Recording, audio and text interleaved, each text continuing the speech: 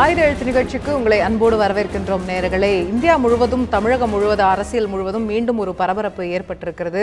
கூவத்தூரில் நடைபெற்ற சம்பவங்கள் குறித்து மீண்டும் பல தகவல்கள், காணொலி காட்சிகள் என்று பல்வேறு விஷயங்கள் வெளியாகி இருக்கக்கூடியதை நாம் பார்க்க முடிகிறது. கடந்த பிப்ரவரி மாதம் பரபரப்பாக அனைத்து ஊடகங்களிலும் அடுத்தடுத்த காட்சிகள், அடுத்தடுத்த நகர்வுகள் நடந்து கொண்டிருந்தது. அந்த அரசியல் நகர்வுகளின் மைய புள்ளியாக இருந்தது அந்த கூவத்தூர் விடுதி, அங்க இருக்கக்கூடிய அந்த ரெசார்ட். அந்த ரெசார்ட்ல தங்க வைக்கப்பட்டிருந்த சட்டமன்ற உறுப்பினர்களுக்கு பணம் கொடுக்கப்பட்டது, தங்கம் கொடுக்கப்பட்டது.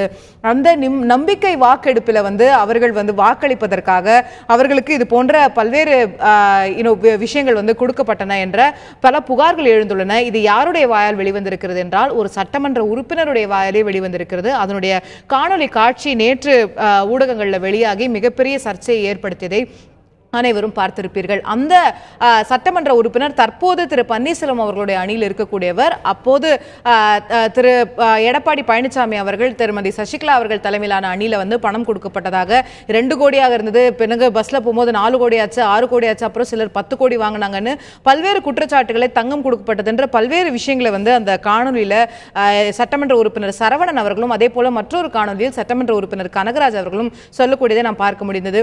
இந்த சச்சரவுகளை, இந்த விஷயங்கள் வெளியான உடனேயே பிரதான எதிர்க்கட்சியான திராவிட முன்னேற்ற கழகம் இந்த ஆட்சியின் மீது தொடர்ந்து சரமாரியான புகார்களை முன்வைக்க தொடங்கி இருக்கிறது. நீதிமன்றத்தில் வழக்கும் தொடரப்பட்டிருக்கிறது. அன்று நடந்த நம்பிக்கை வாக்கெடுப்பு செல்லாது என்று அறிவிக்க வேண்டும் என்று ஏற்கனவே திராவிட முன்னேற்ற கழகம் நீதிமன்றத்தில் வழக்கு தொடர்ந்திருந்தது. அதை மீண்டும் தற்போது நினைவூட்டி அங்கு இப்போ வெள்ளிக்கிழமை அன்றைக்கு அந்த வழக்கு விசாரணைக்கும் வர இருக்கிறது என்பதை புரிந்து கொள்கிறோம். இத்தனை பிரச்சனைகள் ஓடிக்கொண்டிருக்கக்கூடிய சூழ்நிலையில் நாளை சட்டமன்றமும் கூட இருக்கிறது. நாளை கூடக்கூடிய சட்டமன்ற கூட்டத்தொடரில் இந்த பிரச்சனைகள் எதிரொலிக்க போகிறதா? ஏற்கனவே அதிமுகவில் 2 அணிகளா, 3 அணிகளா, 4 அணிகளா என்று பல்வேறு சர்ச்சைகளும் பல்வேறு யூகங்களும் ஊடகங்களில் ஓடிக்கொண்டிருக்கக்கூடிய இந்த சூழ்நிலையில் சட்டமன்றம் கூட போகிறது என்பது ஏற்கனவே ஒரு சவாலான விஷயமாக ஆளுங்கட்சிக்கு பார்க்கப்பட்ட சூழ்நிலையில் தற்போது ஏற்பட்டிருக்கக்கூடிய இந்த டெவலப்மெண்ட்ஸ், இந்த பல முக்கிய நகர்வுகள் என்பது மேலும் ஆளுங்கட்சிக்கான அழுத்தத்தை கூட்டியிருக்கிறதா? இதில் அரசாங்கம் எப்படி இந்த விஷயத்தை கையாள போகிறது? பல முக்கிய மசோதாக்கள், ஜிஎஸ்டி உட்பட பல முக்கிய மசோதாக்களை இந்த கூட்டத்தொடரில் நாம் நிறைவேற்ற வேண்டிய சூழ்நிலையில் அரசாங்கம் இருக்கிறது. அதே போல மானிய கோரிக்கைகள் நிறைவேற்றியாக வேண்டும். இந்த விஷயங்கள் ஒரு புறம் இருக்க, இந்த சர்ச்சைகள் என்ன தாக்கத்தை சட்டமன்றத்தில் ஏற்படுத்த போகிறது? இதற்கான விசாரணைகளுக்காக அரசு உத்தரவிடுமா? இது இந்த பிரச்சனை அடுத்த நகர்வுகளாக எப்படி போகும்? இது அந்த நம்பிக்கை வாக்கெடுப்பே காம்ப்ரமைஸ் செய்யப்பட்டிருக்கிறது, அது சரியாக நடத்தப்படவில்லை என்ற குற்றச்சாட்டு எழுந்திருக்கக்கூடிய சூழ்நிலையில் இது ஆட்சிக்கே ஆபத்தாக சென்று முடிவதற்கு வாய்ப்புகள் இருக்கிறதா? பல்வேறு கேள்விகள் எழுந்திருக்கின்றன. இன்றைய நிகழ்ச்சியில் நாம் தொடர்ந்து கேட்கலாம். நிகழ்ச்சியில் நம்மிடையே இன்று இணையக்கூடிய விருந்தினர்கள் காங்கிரஸ் கட்சியுடைய சட்டமன்ற உறுப்பினர் விஜயதரணி அவர்கள் இணைந்திருக்கிறார். அதே போல அதிமுகவின் புரட்சி தலைவி அம்மா பிரிவை சேர்ந்த திரு டாக்டர் ஸ்ரீதர் அவர்கள் நம்மிடையே இணைந்திருக்கிறார். சாமானியர்களின் பிரதிநிதியாக திரு ராஜ்குமார் அவர்களும், அதே போல அதிமுக அம்மா அணியைச் சேர்ந்த சட்டமன்ற உறுப்பினர் திரு முருகுமாறன் அவர்களும் நம்மிடையே இணைந்திருக்கிறார்கள். அனைவரையும் நிகழ்ச்சிக்கு அன்போடு வரவேற்கின்றேன். திரு முருகுமாறன் அவர்கள்ட்டேருந்து தொடங்கணும்னு நினைக்கிறேன். உங்களுக்கு என்னுடைய முதல் கேள்வி, வந்திருக்கக்கூடிய இந்த காணொலி காட்சிகள் பல்வேறு ஊடகங்களில் வெளியாகி இருக்குது, நீங்க பார்த்திருப்பீங்க. ஒரு சட்டமன்ற உறுப்பினரே அந்த கூவத்தூர் விடுதியில தங்க வைக்கப்பட்டிருந்த அங்க நடந்த விஷயங்கள் குறித்து நேரடியாக சொல்லக்கூடியதை ஒரு ஸ்டிங் ஆபரேஷன்ல வெளியாகி இருக்கு. 2 கோடின்னாங்க, அப்புறம் 4 கோடின்னாங்க, அப்புறம் 6 கோடின்னாங்க, அப்புறம் தங்கம் கொடுக்கறதா சொல்றாங்க. அப்படின்னெல்லாம் பல்வேறு புகார்கள் திரு எடப்பாடி பழனிசாமி அவர்களுக்கு அந்த நம்பிக்கை வாக்கெடுப்புல வாக்களிக்கிறதுக்காக இவ்வளவு விஷயங்கள் நடந்துச்சு அப்படின்னு ஒரு சட்டமன்ற உறுப்பினரே தன் வாயால சொல்லும்போது இது ஒரு மிகப்பெரிய அலிகேஷன் இல்லையா? இது விசாரணைக்கு உட்படுத்த வேண்டிய விஷயம் இல்லையா? அரசாங்கம் என்ன செய்ய போகிறது? சட்டமன்ற உறுப்பினர் சகோதரர் சரவணன் அவர்கள் இன்றைய தினம் ஊடகங்களிலே காணொளி காட்சி மூலமாக வந்த செய்திகள் புனையப்பட்டவை என்று அவரே சொல்லியிருக்கிறார். என்னுடைய குரலை யாரோ மதுப்பதிவு செய்து இன்றைக்கு ஒளிபரப்பு செய்யப்பட்டிருக்கிற காட்சி தானே ஒழிய என்னுடைய குரலிலிருந்து ஒழிக்கப்பட்ட காட்சி அது அல்ல. மேலும் சட்டமன்ற உறுப்பினர் சகோதரர் நடிகர் கருணாஸ் அவர்களை பற்றி சில தகவல்கள் அதில் வெளிவருகின்றன. அப்படிப்பட்ட திறந்தாழ்ந்த கருத்துக்களை சொல்லக்கூடிய சட்டமன்ற உறுப்பினர் நான் அல்ல என்று இன்றைக்கு அவர் ஊடகங்களிலே மறுத்திருக்கிறார். இல்ல அவர் மறுத்திருந்தாலுமே கூட இதோட ஆத்தென்டிசிட்டியே இப்போ அது உண்மைதான்னு சொல்லி ஒரு தரப்புல கொடுக்கப்படுது, வெளியாகுது காணொளி. அந்த சம்பந்தப்பட்ட நபர் அதை மறுக்கிறாரு. அவர் சம்பந்தப்பட்ட விஷயம் மட்டும் இல்ல, அது நம்மளுடைய ஒட்டுமொத்த சட்டமன்றம் சம்பந்தப்பட்ட விஷயத்த, ஒட்டுமொத்த ஆட்சி சம்பந்தப்பட்ட விஷயத்த, ஒரு இத்தனை 100க்கும் மேற்பட்ட சட்டமன்ற உறுப்பினர்கள் சம்பந்தப்பட்ட விஷயத்த அவர் சொல்றாரு. அப்போ இரண்டு தரப்புகள் இருக்கும்போது அதுல உண்மைத்தன்மை இருக்குதா இல்லையான்னு குறைஞ்சபட்சம் விசாரிக்க வேண்டியது அரசாங்கத்துடைய கடமை இல்லையா? கட்டாயம் தவறு நடந்திருக்குமாயின் அதை விசாரிக்க வேண்டிய பொறுப்பு அரசாங்கத்திற்கு நிச்சயம் இருக்கும். ஆனால் இன்றைய சூழ்நிலையில் அன்றைய சூழ்நிலையை நாம் ஒப்பிட்டு பார்க்கிற பொழுது எங்கள் கட்சியினுடைய சட்டமன்ற குழுவினுடைய தலைவரை நாங்கள் தேர்ந்தெடுப்பதற்கு இது போன்ற செயல்களில் செய்ய வேண்டிய அவசியம் எங்களுக்கு இல்லை, நிர்பந்தமும் எங்களுக்கு இல்லை. யார் எங்கே இருக்க வேண்டும் என்பதை முடிவு செய்து அவரவர்கள் இருக்க வேண்டிய இடத்திற்கு அவரவர்கள் முடிவு செய்து ஆங்காங்கே அவர்கள் இருந்தார்களே தவிர யாருடைய நிர்பந்தத்திற்கும் அது உட்பட்டு அவர்கள் இருக்கவில்லை என்பது என்னுடைய கருத்து. தொடர்ந்து 10 நாளைக்கும் மேல அந்த கூவத்தூர்ல இருக்கக்கூடிய ரெசார்ட்ல ஏன் சட்டமன்ற உறுப்பினர்கள் தங்க வைக்கப்பட்டிருக்கார்கள், அவங்க ஏன் தொகுதிக்கு போக மாட்டேன்றாங்க அப்படிங்கறதே அந்த காலகட்டத்தில் பெரிய சர்ச்சையாச்சு. நீங்க உங்களுக்கு தெரிஞ்சிருக்கும், அன்னைக்கு அந்த நம்பிக்கை வாக்கெடுப்பின் போதும் கூட ரகசிய வாக்கெடுப்பு நடத்த வேண்டும் அப்படிங்கிற கோரிக்கை எல்லாம் வைக்கப்பட்டது. அந்த விஷயங்களோட இப்போ இந்த குற்றச்சாட்டுகளை தொடர்பு படுத்தி பார்க்கும்போது இதை ஒட்டுமொத்தமா விசாரிக்க அப்பவே கூட எனக்கு என்னுடைய நினைவு சரியா இருந்தா கவர்னரிட புகார் எல்லாம் கொடுக்கப்பட்டது, கூவத்தூர் என்ன நடக்குதுன்னு விசாரிக்கணும் அப்படின்னு சொல்லி.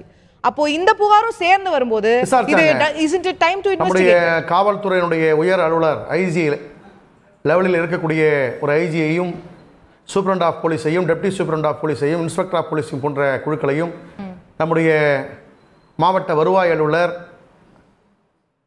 போன்ற உயர் நிலையில் இருக்கக்கூடியவர்களை எல்லாம் அங்கே கூவத்தூருக்கு வருகை தந்து சட்டமன்ற உறுப்பினர்களாக இருக்கக்கூடிய பெண் சட்டமன்ற உறுப்பினர்கள் ஆண் சட்டமன்ற உறுப்பினரிடத்தில் தனித்தனியாக அவர்கள் அழைத்து பேசி வாக்குமூலங்களை பெற்று அன்றைய தினம் தமிழகத்தினுடைய ஆளுநரிடத்திலே சமர்ப்பிக்கப்பட்டது.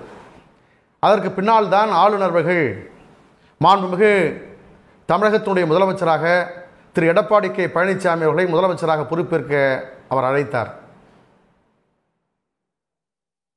சோ இது இந்த குற்றச்சாட்டுகள் முழுமையும் நீங்க மறுக்கிறீங்கன்னு நான் புரிஞ்சுக்கிட்டா. 2 கோடியோ 4 கோடியோ 6 கோடியோ எந்த பணமும் எந்த சட்டமன்ற உறுப்பினருக்கும் கொடுக்கப்படவில்லை அந்த நம்பிக்கை வாக்கெடுப்புக்காக.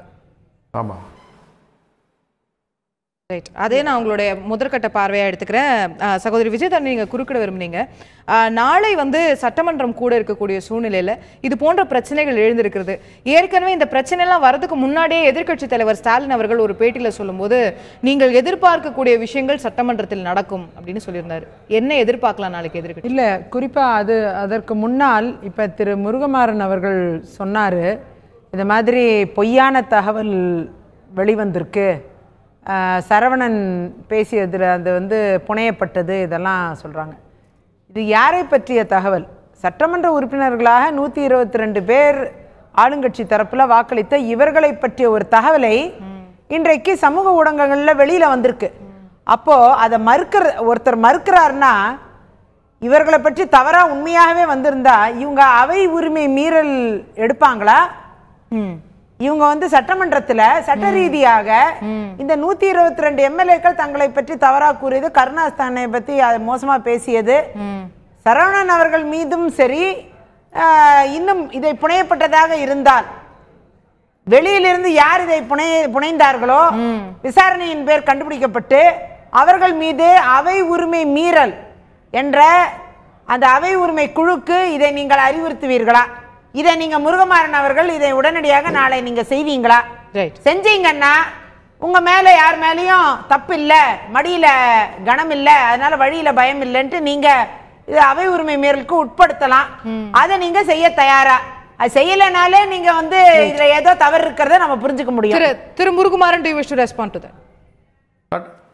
கட்டாயம் திரு சரவணன் அவர்கள் கூறியதாக வந்த காணொளி காட்சியை நான் மறுக்கவில்லை, சகோதரர் நடிகர் கருணாஸ் மறுக்கவில்லை, அன்பு சகோதரி விஜயதரணி அவர்கள் மறுக்கவில்லை, சரவணன் அவர்களே மறுக்கிறார். இது என்னுடைய குரல் ஒளி அல்ல, இது மாற்று ஒளி பயன்படுத்தப்பட்டு என்னுடைய புகைப்பட காட்சியை இதிலே பயன்படுத்தியிருக்கிறார்கள் என்று அவர் சொல்லுகிறார். இருப்பினும் கூட ஒரு சட்டமன்ற உறுப்பினர்களை பற்றி வெளியிலே தவறாக ஊடகங்களில் வந்த செய்தியின் தொடர்பை படுத்தி நாளை தினம் சட்டமன்றம் கூட இருக்கிறது, அருமையான நடிகர் கருணாஸ் அவர்கள் நாளை வருவார், நானும் நாளை சட்டமன்றம் செல்வேன், அன்பு சகோதரி விஜயதரணி அவர்களும் நாளை வருவார், நிச்சயம் நாங்கள் சபையினுடைய தலைவர்களை சந்தித்து நிச்சயமாக இல்ல இது உரிமை மீறல் பிரச்சனையா மாற்றப்படுமா சகோதரி கேக்குறாங்க. ஆமா இது உரிமை மீறல் நீங்க எடுப்பீங்களா இல்லையா? நீங்கள் சொல்றது போல திரு சரவணன் அவர்கள் வந்து அந்த விஷயத்தையே சொல்லாம புனையப்பட்டு ஒரு விஷயம் சொல்லப்பட்டிருக்குமானால் ஒரு சட்டமன்ற உறுப்பினர் சொன்னதை புனைஞ்சு யாராவது சொல்லிருப்பாங்க அப்படின்னா அது வந்து உரிமை மீறலுக்கான தக்க விஷயம் இல்லையா? அவையுடைய உரிமை மீறல் குழு இதை பரிசீலனை எடுக்குமா? சபாநாயகர் இதை பரிசீலிப்பாரா? இன்றைக்கு கூட இருக்கின்ற நாளை கூட இருக்கின்ற வேளையில் இன்றைக்கு இந்த ஊடகங்களில இது போன்ற ஊடகங்களிலே வரக்கூடிய அந்த காணொளி காட்சியானது தமிழகம் முழுவதும் அல்ல உலகெங்கும் பரவி இருக்கக்கூடிய தமிழர்களுடைய பார்வைக்கு அது சென்றிருக்கிறது. எனவே அப்படி ஒரு மாண்பும் ஒரு மரியாதையும் நிறைந்திருக்கக்கூடிய பெருமைக்குரிய அந்த சபையினுடைய உறுப்பினர்களை பற்றி தவறாக வந்த செய்தி இது என்னுடைய வாக்குமூலம் அல்ல என்று ஒரு சட்டமன்ற உறுப்பினர் கூறுகிற பொழுது அதை யார் கூறினார் என்று கண்டறிய வேண்டிய பொறுப்பு நமக்கு இருக்கிறது. எனவே சட்டமன்றத்தினுடைய தலைவரிடத்திலே இந்த கோரிக்கையை முன்னெடுத்து சென்று இதற்கான விடை காணப்படும். ஒருவேளை விசாரிக்கப்பட்டு அதில் இவர்கள் இது புனையப்பட்டது இல்லைன்னு சொல்லி கண்டுபிடிக்கப்பட்டு சரவணன் தான் சொன்னார் என்று கூற தெளிவுபடுத்தப்பட்டால் இவர்கள் ஆட்சியிலிருந்து இறங்க தயாரா? பகுதியில் நான் திரு ஸ்ரீதர் அவர்கள்ட்ட சில விஷயங்களை கேட்க நினைக்கிறேன். முதற்கட்டமா நான் கிளாரிஃபை பண்ணிக்க நினைக்கிறது, திரு சரவணன் அவர்கள் பேசியதா வந்து ஒரு காணொளி வந்து வெளியாகுது. அதுல இருக்கிறது நான் தான், ஆனா அந்த குரல் மட்டும் எந்த இல்லை அப்படின்னு சொல்லி இன்னைக்கு வந்து அவர் சொல்லியிருக்கிறாரு. இது டப்பிங்ல நடந்திருக்குது அப்படின்னு சொல்லி அவருடைய தரப்பு வாதமா இருக்குது. இது வந்து ஒரு சமாளிப்பு அப்படிங்கிற மாதிரியான ஒரு விமர்சனம் வந்துடும் நீங்க நினைக்கலையா? அது வந்து ஒரு நம்ப தகுந்ததா இருக்குதா அவர் சொல்றது? இது வந்து எப்படின்னா 3 விதமாக பார்க்கணும். ஒன்று வந்து இது யார் கொடுத்தார்கள், இந்த குற்றச்சாட்டை யார் சொல்கிறார்கள், எப்போ சொல்கிறாங்க, இது என்னைக்கு நடந்தது, ஆனால் இன்னைக்கு சொல்ல வேண்டிய காரணம் என்ன, இதை நம்ம ஆலோசிக்கணும். 2வது குற்றம் சாட்டப்பட்டவர் என்ன விளக்கம் சொல்கிறார், தன்னிலை விளக்கம் என்ன சொல்கிறார், அவருடைய பாயிண்ட் என்ன. 3வது இது நாளைக்கு அது ஒரு எம்எல்ஏவுடைய உரிமைகள் என்ன. நான் முன்னாள் சட்டமன்ற உறுப்பினர்னால இதை சொல்கிறேன். நான் ஒரு எம்எல்ஏவுடைய உரிமைகள் என்ன, இது நாளைக்கு நடக்க போகிற சட்டமன்றத்தில் நடக்கும்பொழுது சட்டமன்றத்துடைய மாண்புகளும் மரபுகளும் எவ்வாறு காப்பாற்றப்படுகின்றன என்பதை பற்றி கவனிக்க விடும். இந்த 3 ஆஸ்பெக்ட்ல இப்போ நம்ம அது பார்க்கணும்.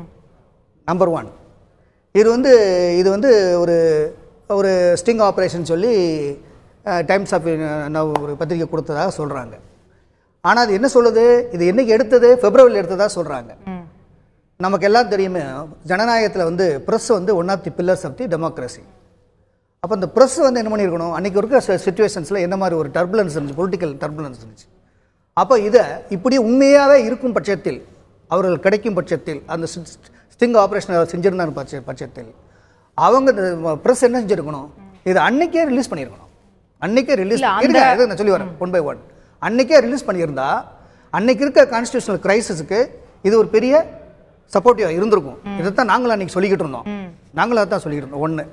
2வது இந்த பக்கம் வாங்க, குற்றச்சாட்டு உங்க மேலேயும் சேர்த்து சொல்றேன். அடுத்து பர்டிகுலர் எம்எல்ஏ சரவணன் என்ன சொல்றாரு, மறுப்பு தெரிவிக்கிறார். இது என்னுடைய குற்றம், நான் அவருடைய உருவம் அவர் இதாக இருக்கலாம், பட் என்னுடைய வாய்ஸ் வந்து என்னுடைய கிடையாது, டப் பண்ணியிருக்காங்க, அது ஏதோ சயின்டிஃபிக் இதில் ஏதோ பண்ணியிருக்காங்க அப்படின்னு அவர் மறுக்கிறாரு. இப்போ இந்த பெனிஃபிட் ஆஃப் டவுட் யார்கிட்ட போகுது, குற்றம் செஞ்சார் இவர் என்ன சின்ன குற்றம் செஞ்சார் சொன்ன பிரஸ்காரங்க தான் நிரூபிக்கணும். அது வந்து ஆமா ஆமா இல்ல இல்ல இவர் சொல்றது தப்பு, இவர் வந்து இவர் தான் செஞ்சாருன்னு சொல்றது வந்து அவர் தான் நிரூபிக்கணும். சரவணன் நாளைக்கு உரிமை மீறல் பிரச்சனை எடுத்துட்டு வர போறாரா அசம்பிளில, இல்ல வந்து வழக்கு தொடர போறாரா, இது வந்து சட்ட ரீதியா அவரது இல்ல அப்படின்னு சொன்னா அவர் அதை எப்படி சட்ட ரீதியா? ஆமா, நாளைக்கு வந்து அதான் நீங்க சொன்ன மாதிரி நாளைக்கு அசம்பிளி கூடும்போது அவர் கண்டிப்பா அவர் சொல்லுவார், வந்து சொல்லியிருக்காரு சட்டப்படி நடவடிக்கை எடுப்பேன், பிரிவிலேஜ் மோஷன் எடுத்துட்டு வர போறாரா, செய்யணும் அவரு. உங்க அணியில இருக்கிற பிரிவிலேஜ் மோஷன் சட்டப்படி நடக்க எல்லாமே அது அடங்கும். அவர் சட்டப்படி அதை சொல்லியிருக்காரு, பேப்பர்ல கொடுத்திருக்காரு, நான் சட்டப்படி என் மீது பழி சுமத்துற நடவடிக்கை எடுப்பேன்னு சொல்லுவார். சோ இவர் அந்த குற்றம் சாட்டவர்கள் தான் அதை டிஃபெண்ட் பண்ணணும். சொல்றது வந்து அந்த காணொலியில இருக்கிறது நான் தான் சொல்றாரு, அந்த வீடியோல இருக்கிறது நான் தான் சொல்றாரு. ஆனா அந்த வீடியோல இருக்கக்கூடிய மற்றொரு நபரான ஷானவாசே எனக்கு தெரியவே தெரியாதுன்னு சொல்றாரு. அது முரண்பாடு இல்லையா? முரண்பாடுங்கிறது வந்து இது அது அந்த காணொலியில் இருக்கிறது அவர் தான் சொல்றாரு. அவருடைய இமேஜ் தான் அவர் மறுக்க முடியாது. ஆமா, நான் தான் இருக்கேன்னு சொல்லிட்டாரு. ஆனா எதிரில உட்கார்ந்திருக்கிற நபர் எனக்கு யாருன்னே தெரியாதுன்னு சொல்றாரு. அதான் நான் சொல்றேன். எப்ப எடுக்கப்பட்ட காணொலின்னு கேட்டா அது எப்பயோ நடந்துச்சு எனக்கு ஞாபகம் இல்லன்றாரு. ஆமா, அவருக்கு கூட ஞாபகம் இருக்கு, நமக்கே ஞாபகம் இருக்காது. அப்போ இல்ல, அப்போ எதிரில இருக்கிற நபர் யாருன்னே தெரியலனா அவரோட உட்கார்ந்து ஏன் பேசிக்கிட்டு இருந்தாரு? இல்ல அது என்னன்னா ஒரு எம்எல்ஏ இருக்காங்க, யாருன்னே தெரியாத ஒரு நபரோட அவ்வளவு நேரம் பேசுவாங்க. ஒண்ணும் இல்ல, ஞாபகம் தான், இது நல்ல பாயிண்ட் தான். ஆனா என்னன்னா ஒரு எம்எல்ஏ இருக்கும்போது பல பேர் வருவாங்க, நமக்கே ஞாபகம் இருக்காது. இப்ப நானே நம்மளே எம்எல்ஏ இருக்கும்போது ஏதோ ஒரு 4 பேருக்கு ஒரு என்ன சார் நீ தெரியலையா, நீங்க தான் எனக்கு இந்த வேலை வாங்கி கொடுத்தீங்கன்னு சும்மா நமக்கே தெரியாது. நிறைய பேர் வருவாங்களே ஒரு எம்எல்ஏ சந்திக்கிறதுக்கு, அதனால அவர் ஞாபகம் இல்லாம இருக்கலாம். இப்ப இருக்கக்கூடிய சிச்சுவேஷன் என்னன்னா குற்றம் சாட்டப்பட்டவர் ஒருவர், குற்றம் சுமத்தியவர் ஒருவர். குற்றம் சுமத்தியவர் குற்றம் சாட்டு உண்மை என்று நிரூபிக்க வேண்டும், குற்றம் சாட்டப்பட்டவர் குற்றம் இல்லை என்று ப்ரூவ் பண்ண டிஃபெண்ட் பண்ண வேண்டும். இதுதான் எங்களுடைய கேள்வி. ஆனா அடுத்த கேள்வி வந்து திரு சரவணன் அவர்கள் சொல்லியிருப்பது வந்து, அந்த காணொலியில சொல்லியிருப்பது வந்து, குற்றச்சாட்டுகள் வந்து திரு எடப்பாடி பழனிசாமி அவர்கள் மீது மட்டுமோ இல்ல சசிகலா அவர்கள் மீது மட்டுமோ இல்ல தற்போதைய ஆளும் அரசு மீது மட்டுமோ கிடையாது. திரு பன்னீர்செல்வம் அவர்கள் தரப்புக்கு அந்த காணொலியில அவர் சொல்றாரு, நீங்க 2 சட்டமன்ற உறுப்பினர்களை வந்து கூட்டுவாங்க, இப்பவே நான் கேஷ் தரதுக்கு ரெடியா இருக்கேன், இவ்வளவு 1 கோடியா 2 கோடியான்னு திரு சரவணன் அவர்களே பேசுறாரு. திரு பன்னீர்செல்வம் அவர்கள் அன்னைக்கு வர்றதுக்காகவும் வந்து விஷயங்கள் பேசப்படுது. அதான் சொல்றேன் மேடம், இந்த பாயிண்ட் அவரே நான் சொல்லலன்னு சொல்லும்போது திருப்பி நீ அதே பேசினாலும் அதே தான் இருக்கு. அவர் தான் சொல்றாரு, டிஃபெண்ட் பண்றாரு, கேட்டகரிக்கலா சொல்றாரு, ஸ்ட்ராங்கா சொல்றாரு, அதுல எந்த ஆம்பிகுட்டியும் இல்ல, எதுவும் இல்ல, அது ஸ்டேட்மென்ட் கிளியரா சொல்றாரு. அப்போ அந்த காணொலியில திரு சரவணன் அவர்கள் வந்து சசிகலா அவர்கள் பணம் கொடுத்ததா சொல்றதும் போய், அதுவும் நடக்க அவர் சொல்லல, உங்க தரப்புல சொல்றதும் நடக்கல, ரெண்டுமே நடக்கல. அதத்தான் நான் சொல்றேன். நான் என்ன சொல்றேன், அவர் சொல்றார், அவர் நான் சொல்றேன்னு சொல்றார். இது வந்து நான் ஏத்துக்கல. நம்ம இல்ல, நம்ம எப்படி நீங்க இல்ல எப்படி நீங்க வந்து ஜஸ்டிஃபை பண்றீங்க? நான் கேக்குறேன் உங்கள்ட்ட, உங்களோட கருத்து கேக்குறேன். நீங்க ரெண்டுமே நடக்கலன்னு எடுத்துக்கிறீங்களா இதுல? அதாவது 2 தரப்புமே பணம் கொடுக்கல, அது மாதிரி எந்த பிரச்சனையும் நடக்கல. அத பத்தி என்னுடைய நாலேஜ் கிடையாது. அவருடைய ஸ்டேட்மென்ட் வச்சு இல்ல 2 தரப்பும் நடக்கலன்னு சொல்றதுனால 2 பேரும் இணையறதுக்கான வாய்ப்பு ஒருவேளை தேடுறீங்களா? இல்ல நான் அதான் நான் சொல்ல வந்தேன். நான் அதான் சொல்ல வந்தேன். அன்னைக்கு ஊடகங்கள் இந்த விஷயம் கூட எல்லா இந்தியாவுடைய மீடியால கான்செப்ட் பண்ணிச்சு தமிழ்நாட்டுல. டாக்டர் ஸ்ரீதர் உங்களுடைய தரப்புடைய நாடாளுமன்ற உறுப்பினர் மைத்ரேயன் அவர்கள் சொல்றாரு, சசிகலா அவர்களுடைய தரப்புல தான் பணம் கொடுக்கப்பட்டது, எங்க தரப்புல பணம் கொடுத்திருந்தா இந்நேரத்துக்கு பன்னீர்செல்வம் அவர்கள் முதலமைச்சரா இருக்க மாட்டாரா, அவங்க தான் கொடுத்தாங்க அப்படிங்கிறாரு. அப்ப அவங்க கொடுத்ததா சொன்னது மட்டும் கரெக்ட், உண்மை. உங்க தரப்புல கொடுத்ததா சொல்லப்படுறதெல்லாம் வந்து தவறான தகவல். அப்படி ரெண்டா பிரிச்சு பார்க்க நாங்க வந்து அந்த மாதிரி இடத்துக்கே போறல. ஒண்ணே மைத்ரேயன் சொன்னதுக்கு சப்போர்ட்டா நான் சொல்றேன். 2 எக்ஸாம்பிள் சொல்றேன்.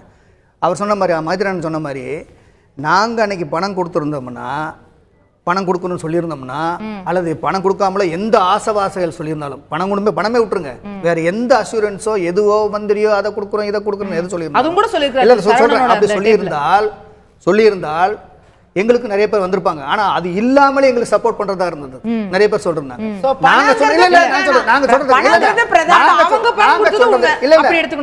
நாங்க என்ன சொன்னோம்னா, நான் என்ன ஸ்ட்ராங்கா சொன்னோம்னா, நிறைய வாட்ஸ்அப் போன் கால் எல்லா எம்எல்ஏஸுக்கு வந்து த்ரூ அவுட் கான்ஸ்டிட்யூன்சி வந்து போய்கிட்டு இருந்துச்சு.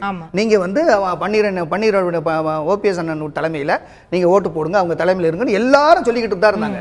இது எல்லா மீடியாவிலும் வந்துட்டு இருந்துச்சு. இதைத்தான் நாங்க சொன்னோம், நீங்க வந்து மனசாட்சிப்படி ஓட்டு சொல்லுங்க, ஓட்டு போடுங்க, நீங்க வந்து உங்க தொகுதி மக்களுடைய எண்ணங்களை பிரதிபலிங்க, உங்களுக்கு வாக்களித்த தொண்டர்களுடைய அனைத்து இந்த அண்ணா சொல்லி முடிச்சேன். என்னுடைய கேள்வி, உங்களுடைய கருத்து, உங்களுடைய தரப்புல வந்து நீங்க பணமே கொடுக்கல அப்படிங்கறத உங்களுடைய கருத்தா சொல்றீங்க. என்னுடைய கேள்வி, எதிர்த்தரப்புல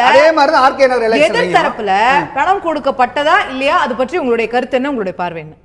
அது எனக்கு அவங்க பணம் கொடுத்தாங்களா கொடுக்கலையாங்கிறத பற்றி அவங்க பேச்சு நடந்தது. அப்போ நடந்துட்டு இருக்கும்போது அதை கொடுக்குறாங்க இது கொடுக்குறான்னு எல்லா பத்திரிகையில வந்தது. நான் போய் பார்த்தது கிடையாது. விசாரணை வேணும் நீங்க கேட்பீங்களா மாட்டீங்களா? எது அவர்களுடைய தரப்புல பணம் கொடுக்கதா சொல்லப்படுது, அது பற்றிய விஷயங்களை விசாரிக்கணும் அப்படிங்கிறது உங்களுடைய கோரிக்கை. இதுக்கு தான் நான் கவர்னர்ட்ட பெட்டிஷன் கொடுத்தோம். அங்க இருக்கிறவங்க என்னெல்லாம் நீங்க வந்து எம்எல்ஏஸ் கவர்னர்ட்ட பெட்டிஷன் கொடுத்தோம். இப்போ நிலைப்பாடு என்ன? நாளை சட்டமன்றத்தில் நிலைப்பாடு என்ன?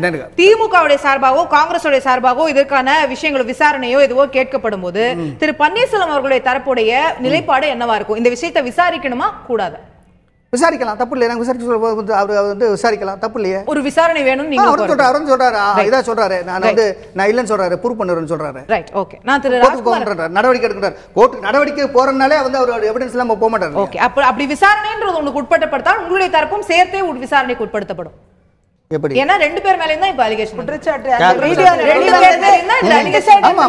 விசாரணை நடத்தப்பட்டால் அவர்கள் தரப்பு மட்டும் விசாரணை இல்லை. உங்களுமே நீங்களும் அதுக்கு தயாரா இருக்கீங்க. ஆமா அதான் சொல்லிருக்காரு.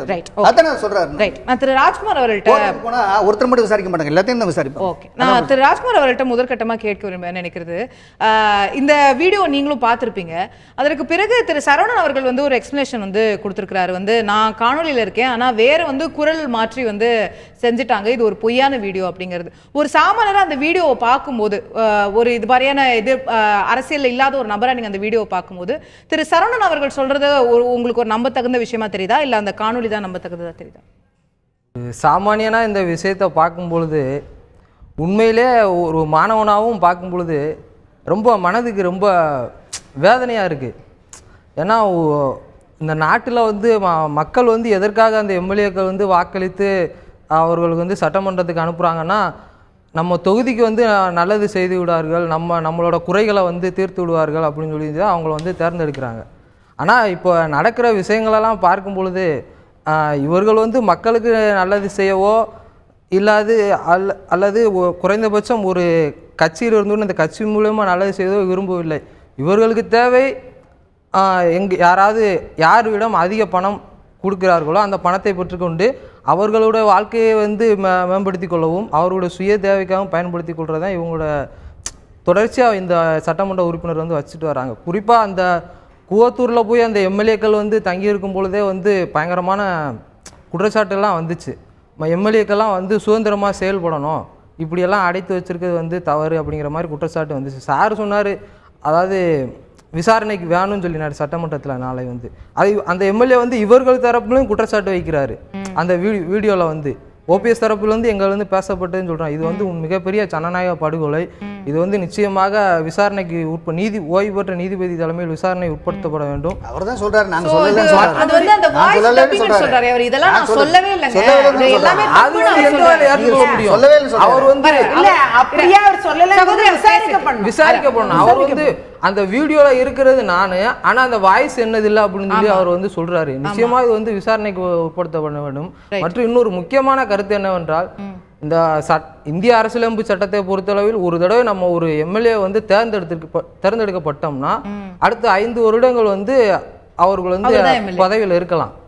ஆனா ஒரு சில சூழ்நிலைகள் நம்ம வந்து நாட்டில் நடக்கிறத பார்க்கும் பொழுது மக்கள்லாம் என்ன இப்போ தமிழ்நாட்டில் உள்ள மக்கள்லாம் என்ன விரும்புறாங்கன்னா, எப்படியாவது இவங்களை வந்து இது வந்துட்டு மறுபடியும் தேர்தல் வேணும் அப்படிங்கிறத முக்காவாசி மக்களோட இதா இருக்கு. அரசியலமைப்பு சட்டத்துல வந்து நிச்சயமா ஒரு மாற்றம் கொண்டு வரணும். ஏன்னா மக்கள் விருப்பப்பட்டு தான் வந்து தேர்ந்தெடுக்காங்க. அவங்கள வந்து திருப்பி அழைத்து கொண்டு சட்டத்திருத்தம் கண்டிப்பா கொண்டு வரணும். எலெக்ஷன் கமிஷன் அதுக்கு தீவிரமா அதை வந்து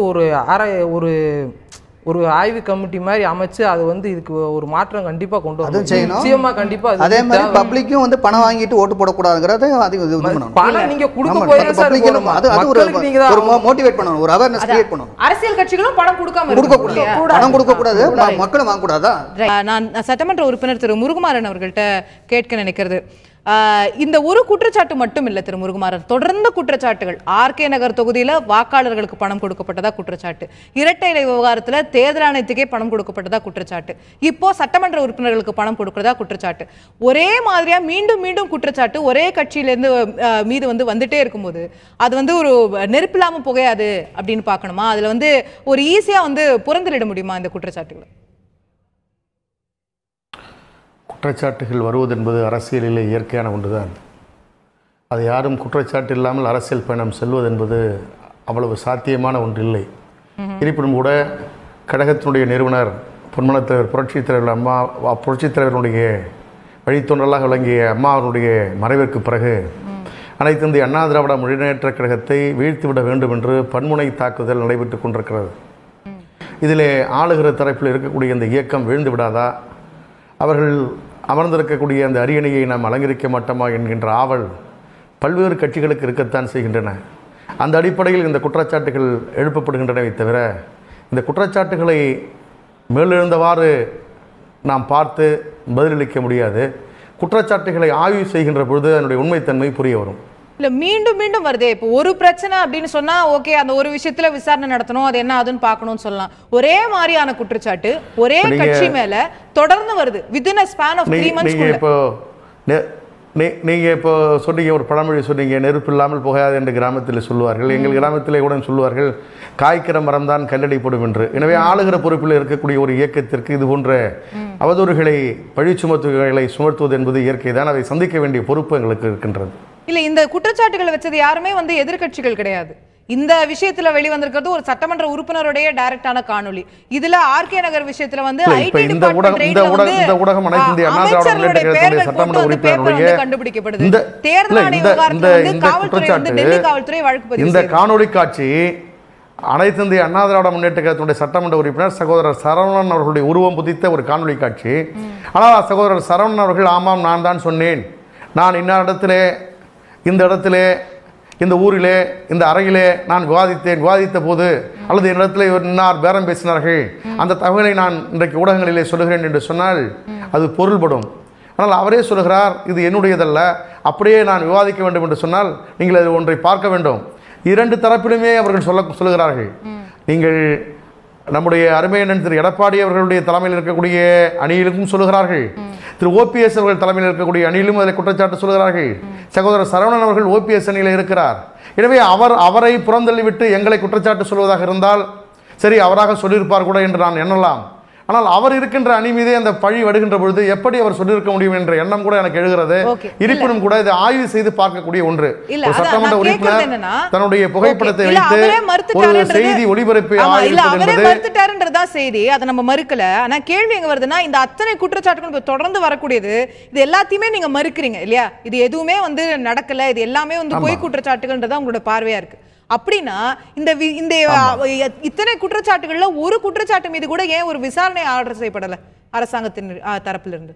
இல்ல, இப்ப நீங்க குற்றச்சாட்டுகளை நாங்கள் எதிர்கொள்வோம், உண்மையை எப்பொழுதுமே மறைக்க முடியாது.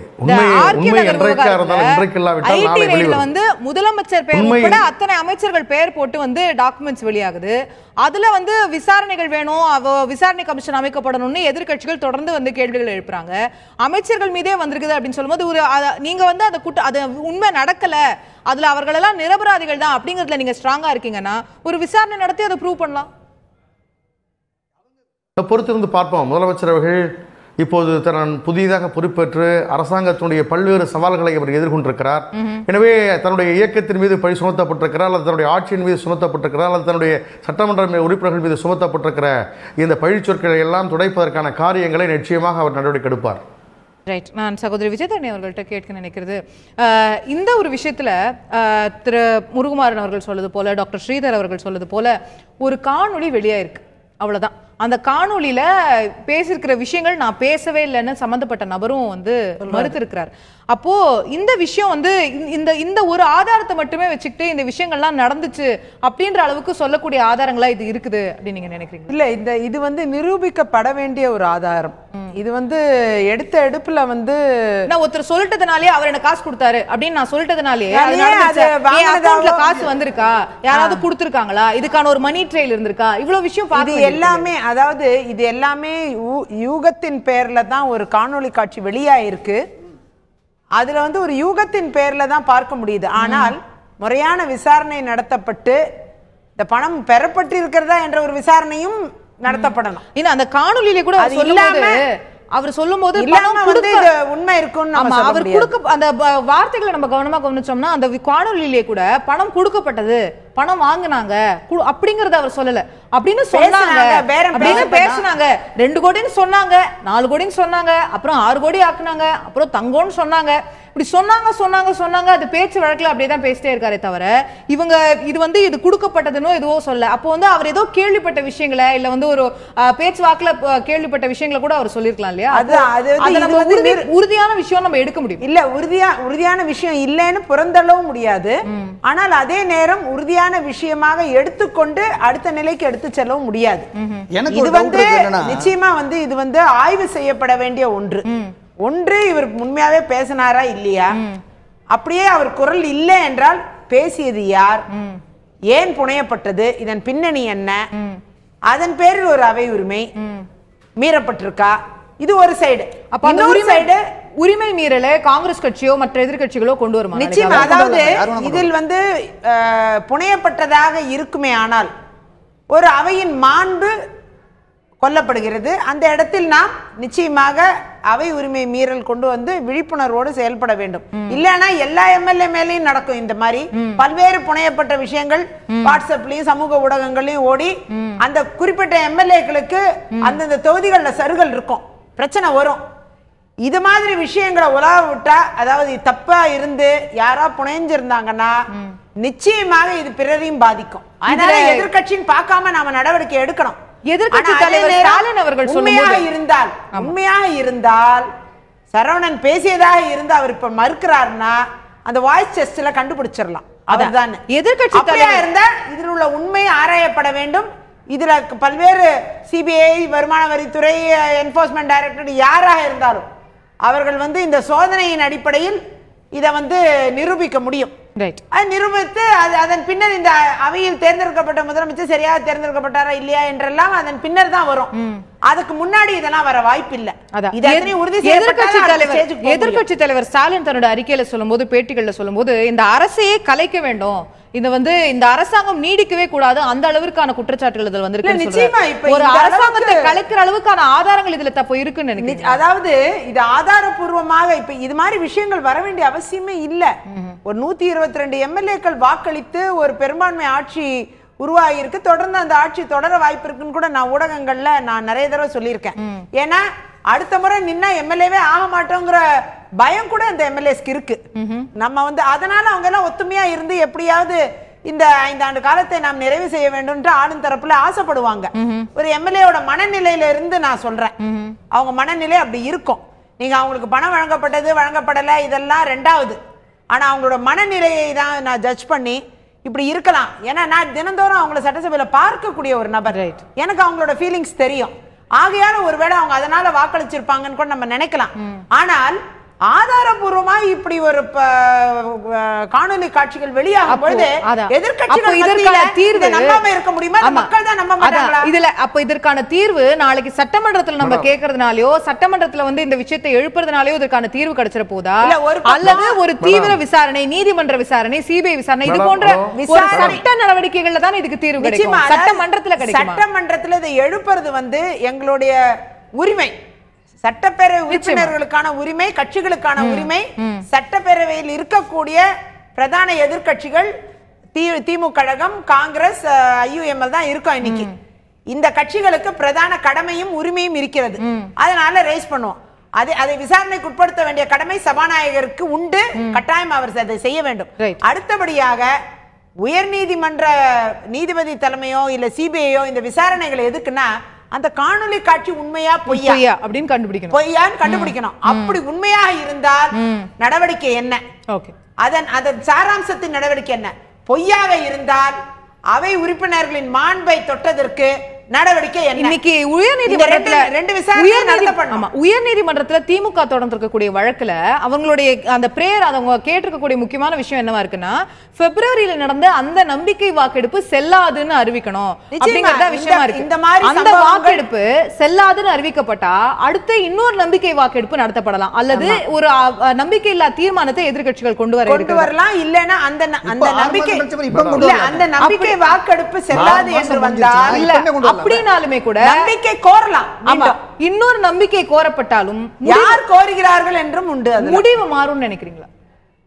மாறவும் வாய்ப்பு இருக்கு. ஏன்னா இன்றைக்கு என்னை பொறுத்தவரை 6 அணிகள் இருக்கு. 6 அணிகள் இருக்கு. ஒன்று ஓபிஎஸ், இரண்டாவது இபிஎஸ், மூன்றாவது தினகரன், நான்காவது திவாகரன், ஐந்தாவது தங்கத்தமிழ் செல்வன், ஆறாவது ஜெயக்குமார் என்ற அமைச்சர்கள் கூடிய ஒரு இல்ல. நீங்க நிறைய குறைய வாய்ப்பு இல்ல. இல்ல இல்ல அதனால நான் என்ன கேக்குறேன், இந்த நம்பிக்கை மாறுவதற்கு வாய்ப்பு இல்ல. நான் திரு முருகமாறன் நான் நெக்ஸ்ட் உங்கள்ட்ட தான் வர போறேன். Just give me 1 minute. ஆனா ஒரே ஒரு கேள்வி இல்ல, இந்த ஆட்சி கவிழ்வதற்கான வாய்ப்புகள் கண் முன்னாடி தெரியுதான்னு தான் கேக்குறேன். நீங்க வந்து இந்த நம்பிக்கை வாக்கெடுப்பு செல்லாதனாலுமே கூட இன்னொரு நம்பிக்கை வாக்கெடுப்பு வரப்போகுது. இன்னொரு நம்பிக்கை வாக்கெடுப்புல இதே 122 வாக்குகள் அனைத்து வாய்ப்புகளும் இருக்கு. அதுக்குதான் நான் சொல்றேன், 6 அணிகளாக தற்பொழுது ஆளும் கட்சி 122 எம்எல்ஏக்களும் 6 அணிகளா இருக்காங்க. இது ஆட்சி விழுவதற்கான வாய்ப்பு இருக்கு ஒரு பக்கம். இன்னொரு பக்கம் மீண்டும் இதை சொல்றேன், அந்த 122 எம்எல்ஏக்களும் மீண்டும் எம்எல்ஏக்களா வருவோமா, மீண்டும் ஒரு ஆட்சி அமையுமாங்கிற அந்த தாகம் என்பது அவர்களிடம் இருக்கிறது. அப்போ ஆட்சி கவிழாம தானே இருக்கும். அவங்க ஒத்துமையா நிக்கவும் வாய்ப்பு இருக்கு. இரண்டு விதமா பார்க்க முடியும். திரு முருகுமாரன், நீங்க குறுக்கிட விரும்புனீங்க. மேடம், நீங்க கேட்டீங்க எதிர்கட்சி தலைவர் வந்து ஆட்சியை கலைக்கணும் அப்படின்னு சொல்லியிருக்கிறாரு, மீண்டும் நம்பிக்கை வாக்கெடுப்பு எடுக்கணும் அப்படின்னு சொல்றாரு, வழக்கு தொடுத்திருக்காங்க அப்படின்னு சொல்றீங்க. இந்த செய்தியை பொறுத்தவரையில் ஆட்சியை கலைக்கக்கூடிய எந்த விதமான முகாந்திரமும் அதில் எடுத்தெடுப்பிலே இல்லை.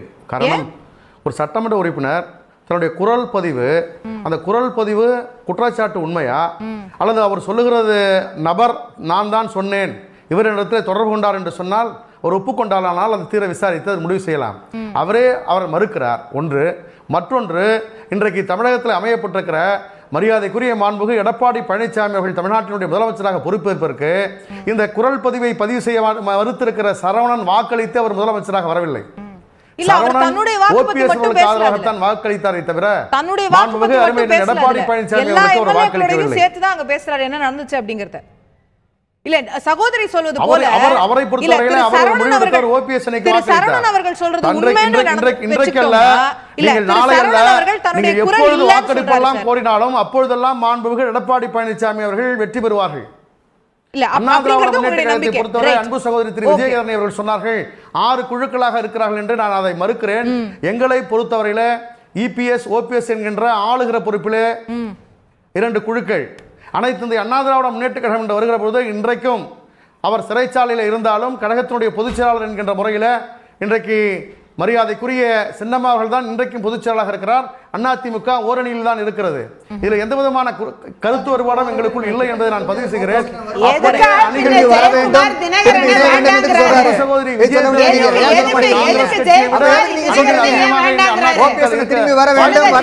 எதிர்பார்க்கிறோம் மறுபரிசீலனை செய்யணும். எதுக்கு நீங்க சொல்லிட்டு இருக்கீங்க? தினகரன் கிட்ட 32 எம்எல்ஏக்கள் இருக்காங்கன்னு சொல்றாங்களே, தினகரன் அவர்களை முறையிலே சட்டமன்ற உறுப்பினர்கள் சந்திக்கிறார்கள். அவர்கள் சந்தித்து அவர் அனைத்து இந்திய அண்ணா திராவிட முன்னேற்ற கழகத்தினுடைய சின்னத்தை மீட்க வேண்டும் என்று அவர் குற்றம் சாட்டப்பட்டிருக்கிறார். அதிலே அவர் பணம் கொடுக்க முயன்றதாக குற்றம் சாட்டப்பட்டிருக்கிறார். எனவே அப்படிப்பட்ட துன்பத்தை அனுபவித்து வந்திருக்கிற துணை பொதுச் செயலாளரை ஒரு சட்டமன்ற உறுப்பினர் சந்திப்பதில் என்ன தவறு இருக்கிறது? இது யதார்த்தம். இது ஆட்சியை கலைப்பதற்கோ அல்லது கட்சியை அணியாக உடைப்பதற்கோ கூடுகிற கூட்டம் அல்ல. பின்ன எதுக்கு ஜெயக்குமார் சசிகலா தினகரனை ஒதுக்கி வைக்கணும்னு ஏன் சொல்றாரு? ஏன் அமைச்சர்கள் ஏன் அத சொல்றாங்க? ஏன் சொல்றாங்க அத சொல்லுங்க. அல்லது அவர் சுமந்து வந்திருக்கக்கூடிய கருத்துக்களை கேட்பதற்காக சென்றிருப்பார்களே தவிர அவர் செல்பவர்கள் எல்லாம் ஒரு அணி என்று நீங்கள் எடுத்துக்கொள்ள கூடாது. சரி, ஜெயக்குமார் விஷயத்தை சொல்லுங்க. ஏன் அவர் தினகரனை சசிகலா ஒதுக்கி வைக்கணும் ஜெயக்குமார் மற்றும் பிற அமைச்சர்கள் சொல்றாங்க? அது ஏன் சொல்றாங்க? இல்ல நீங்க ஆட்சி நான் அன்னைக்கே சொன்ன உங்களுக்கு கிட்ட அப்ப ஒரு குழுவா மாறி இருக்கு இல்லையா? 2 குழுவா அங்கே மாறிடுச்சுல. எங்க மாறிடுச்சுங்கறீங்க? அமைச்சர்கள் ஏன் ஒதுக்கி வைக்கணும்ங்கறாங்க சசிகலா இவங்கள தினகரனை? இல்ல இப்ப ஆட்சியை நடத்துவது நீங்க ஒன்னு புரிஞ்சுக்கணும். 2 ட்ராக் இப்ப இருக்கு. கட்சிங்கிறது ஒரு ட்ராக், ஆட்சிங்கிறது ஒரு ட்ராக். ஆட்சியினுடைய தலைவர் மரியாதைக்குரிய எடப்பாடி கே பழனிசாமி அவர்கள். எனவே அவர் ஆட்சி யாருடைய குறுக்கீடிலும் இந்த ஆட்சி செல்லாது என்பதற்காக அமைச்சர் தன்னுடைய கருத்துக்களை சொல்லுகிறார். இது என்ன தவறு? ரைட், ஓகே, புரிஞ்சுட்டேன். டாக்டர் ஸ்ரீதர், உங்களுடைய இறுதியான பார்வை. நிகழ்ச்சி முடிக்க வேண்டிய தருணம் எனக்கு நேரம். அதாவது எப்படின்னா, நான் 1991 96 முதல்ல நான் எம்எல்ஏ இருக்கும்போது மாண்புமிகு புரட்சித் தலைவி அம்மா அவர்கள் எங்கள் எம்எல்ஏஸ்க்கெல்லாம் வந்து அப்பப்போ வந்து ஒரு மீட்டிங் போடுவாங்க. மீட்டிங் போட்டு ஒரு எம்எல்ஏஸோட ரோல் என்ன, அவங்களுடைய அதிகாரம் என்ன, அவங்களுடைய பொறுப்பு என்ன அப்படின்னு சொல்லுவாங்க. நீங்கள் எப்படிலாம் ஒரு அதிகாரிகிட்ட மூவ் பண்ணும்போதும் ஒரு பொதுமக்களுடைய கோரிக்கையை கொடுக்கும்போது எப்படியெல்லாம் செய்யணும்னு ஒரு கிளாஸ் எடுப்பாங்க. இப்போ அந்த மாதிரி கிளாஸ் இருக்குதான்னு எனக்கு தெரியல. ஒண்ணு அவர் எங்க கையில ஆட்சி இல்லையே. இப்ப எங்க கையில நாங்க பன்னீர்செல்வம் தான் சொன்னாரு. பன்னீர்செல்வம் தான் சொல்றாரு, நாங்கள் மக்கள் இயக்கமாக மாற்ற வேண்டும் சொன்னா என்ன அர்த்தம்?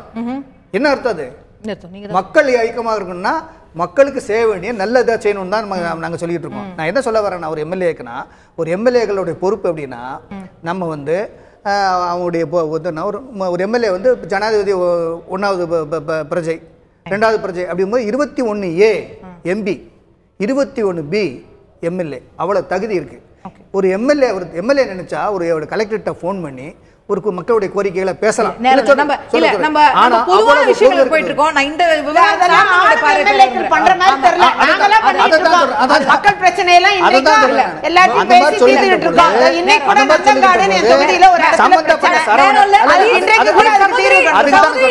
சம்பந்தப்பட்ட எம்எல்ஏ என்ன சொல்றாரு, நான் என் மீது பழி சுமத்துவர்கள் மீது நான் சட்டப்படி நடவடிக்கை எடுப்பேன்னு சொல்றாரு. அதுலயே எல்லா பதிலும் அடங்கி இருக்கு. ராஜ்குமார், உங்களுடைய லாஸ்ட் வார்த்தை இறுதியா உங்களுக்கு ஏதாவது சொல்ல வேண்டியதா நீங்க சொல்லலாம். மொத்தத்துல தமிழகத்துல என்ன நடந்துகிட்டு இருக்குன்னா, கடந்த பல மாதங்களாகவே அது வந்து முதலமைச்சராக ஓபிஎஸ் அவர் இருக்கும்போதும் எடப்பாடி பழனிசாமி இருக்கும்போதும் இங்கே மக்களுக்கான ஒரு ஆட்சி வந்து நடக்கிற மாதிரி தெரியலை. கடந்த 100 வருஷத்துல இல்லாத அளவு விவசாயிகள்லாம் அந்த நாட்டில் வந்து இறந்துக்கிட்டு இருக்காங்க, தற்கொலை பண்ணியிருக்காங்க. சமீபத்தில் அந்த ஐயாக்கண்ணு அவர் தலைமையில் விவசாயி வந்து போராட்டம் நடத்தினாங்க. நாங்கள் வந்து அந்த கடன் தள்ளுபடி இதெல்லாம் வந்து முதலமைச்சர் எடப்பாடி பழனிசாமி அவர்கள் வந்து பரிசீலிப்பதாக சொல்லியிருக்காரு. நாளைக்கு சட்டமன்றத்தில் வந்து அதை பற்றி அவர் கருத்து தெரிவிப்பாருன்னு நாங்கள் விருப்பப்படுறோம். இவங்களோட ஆட்சி இவங்களோட பிரச்சனையெல்லாம் ஒரு ஒதுக்கி வச்சுட்டு தயவு செய்து மக்கள் பிரச்சனைகளை கவனம் செலுத்துங்க. இன்னொன்று, அந்த குற்றச்சாட்டு வந்து அந்த எம்எல்ஏ சொல்லியிருக்கிற அந்த வீடியோவில் வந்து நான் இருக்கான வாய்ஸ் வந்து என்ன இதுலன்னு சொல்கிறாரு. ஒருவேளை இது உண்மையாக இருக்குமானால் இது வந்து நிச்சயமாக இது ஆளுநர் வந்து நடவடிக்கை எடுக்கணும். அதுபோல பொய்யா இருக்குமானால் அது அந்த மாதிரி தகவலை பரப்புனவர்கள் மீது நடவடிக்கை. தற்போது நிகழ்ச்சியை நாம் நிறைவு செய்தாக வேண்டியிருக்கிற நேயர்களே, நிச்சயமாக இந்த வெளியாகி இருக்கக்கூடிய காணொலி மிகப்பெரிய சர்ச்சைகளையும் பரபரப்பையும் ஏற்படுத்தி இருக்கிறது அரசியல் களத்தில். இதற்கான விசாரணைக்கு அரசாங்கம் உத்தரவிட இருக்கிறதா, அல்லது சகோதரி சொன்னது போல சட்டமன்றத்துடைய உரிமை மீறல் குழு இந்த விஷயத்தை கையில் எடுத்து இது சட்டமன்றத்தில் ஒரு குழு அமைத்து இது வந்து விசாரணைக்கு உட்படுத்த வேண்டிய விஷயமாக இருக்கிறதா, நாளை அது நடைபெற இருக்கிறதா, இந்த அத்தனை பிரச்சனைகளுக்கும் இடையில இதை எதிர்க்கட்சிகள் இந்த பிரச்சனையை நாளைக்கு எப்படி அவையில் வந்து கொண்டு வர இருக்கிறார்கள், இதில் மீண்டும் நம்பிக்கையில்லா தீர்மானங்களுக்கான வாய்ப்புகள் இருக்கிறதா, நீதிமன்றம் வெள்ளிக்கிழமை இந்த விஷயத்தை விசாரிக்க இருக்கிறது, நீதிமன்றம் என்ன மாதிரியான பார்வையை வெளிப்படுத்த போகிறது, என்ன மாதிரியான விசாரணைக்கு வந்து இதை உட்படுத்த போகிறது என்ற பல்வேறு கேள்விகள் எழுந்திருக்கின்றன. இந்த விசாரணைகள், சர்ச்சைகள், குற்றச்சாட்டுகள் இதெல்லாம் ஒரு புறம் போய்கொண்டிருக்க, தமிழ்நாட்டுடைய பட்ஜெட்டுடைய மானிய கோரிக்கைகளை நாம் நிறைவேற்றியாக வேண்டியிருக்கிறது. அடுத்த 20 நாள் காலகட்டத்தில் நம்ம அத்தனை துறைகளுக்குமான மானிய கோரிக்கைகளை நிறைவேற்றியாக வேண்டும். ஜிஎஸ்டிக்கான முக்கிய மசோதாவை நிறைவேற்றியாக வேண்டும். ரியல் எஸ்டேட் மசோதா வந்து தமிழ்நாட்டில் இன்னும் வர வேண்டிய விஷயங்கள் இருக்கிறது. இப்படி பல்வேறு முக்கிய மசோதாக்கள் வந்து நிலுவையில் காத்து கொண்டிருக்கின்றன. விவசாய கடன்களுடைய தள்ளுபடி சார்ந்த விஷயங்களை வந்து அரசாங்கம் வந்து சொல்ல போகிறதா, இந்த சட்டமன்றத்தில் அடுத்த கட்டமான திட்டங்களை ஏதேனும் அறிவிக்க இருக்கிறதா, கல்வித்துறை சார்ந்து பல்வேறு திட்டங்கள் முன்வைக்கப்பட இருப்பதாக ஏற்கனவே கல்வி அமைச்சர் சொல்லியிருந்தார், அந்த திட்டங்கள் முன்வைக்கப்பட இருக்கிறதா, இந்த சட்டமன்ற கூட்டத்தொடரில் இது போன்ற மசோதாக்கள், திட்டங்கள் என்று பல்வேறு விஷயம், மானிய கோரிக்கைகள் என்று பல்வேறு விஷயங்கள் ஒருபுறம் குழுமி இருக்க, மற்றொரு புறம் குற்றச்சாட்டுகள், சர்ச்சைகள், விசாரணைகள் இதுவும் மற்றொரு புறம் இருக்கிறது. இதில் எது முன்னிலை பெற போகிறது, என்ன மாதிரியாக நாளைய சட்டமன்றத்தில் நாம் என்ன மாதிரியான காட்சிகளை பார்க்க போகிறோம், பொறுத்திருந்து பார்க்கலாம். நிகழ்ச்சியில் கலந்து கொண்டு கருத்துக்களை தெரிவித்த அனைத்து விருந்தினர்களுக்கும் நன்றி, பார்த்த உங்களுக்கும் நன்றி நேயர்களே. தொடர்ந்து இணைந்திருங்கள் தந்தி தொலைக்காட்சி.